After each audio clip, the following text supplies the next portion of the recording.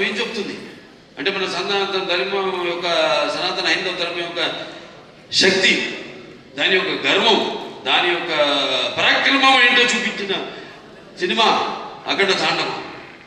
అలాగే మన హైందవ సనాతన ధర్మానికి మూలాలైన ఏదైతే మనం సత్యం దారిలో నడవాలి, ధర్మం దారిలో నడవాలి, అన్యాయం జరిగితే మనం తల తెచ్చకూడదు, దీన్ని పోరాడాలి అన్నది చూపించిన సినిమా అఖండ తాండవం.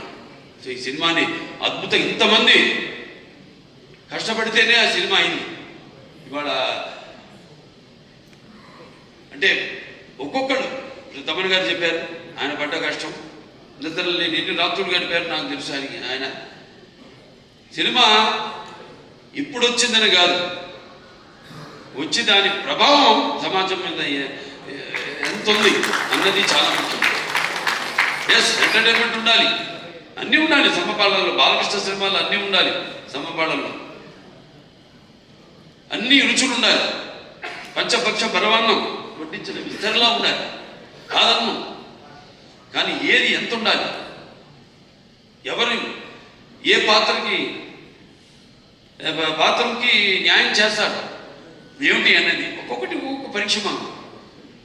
అలా ఏదైనా ఏం జరిగినా అంతా ఆ భగవంతుడి మీద భారం వేసి మన పని మనం చిత్తశుద్ధితో చేస్తే ఆ చిత్రం ఒక మంచి సందేశాన్ని ఇటువంటి పరిస్థితుల్లో ఇవ్వడం, దాన్ని ప్రేక్షకులను ఆదరించడం, ఇంత అఖండ విజయం చేయడం మా అందరికి ఎంతో ఒక అనిర్వచనీయమైన అనుభూతిగా ఉంది.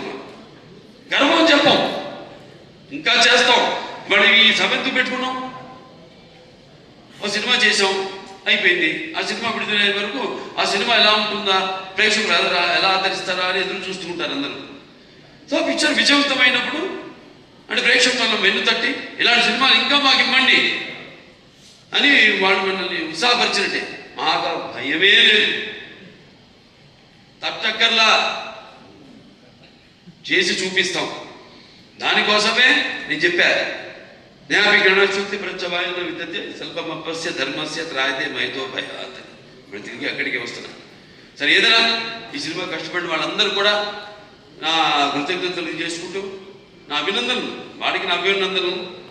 అలాగే ప్రేక్షక దేవుళ్ళందరూ కూడా ఈ సినిమాని ఎంత అఖండ విజయం చేసిన ప్రేక్షక దేవుళ్ళందరూ కూడా నా కృతజ్ఞతలు తెలియజేసుకుంటూ, ముఖ్యంగా దిల్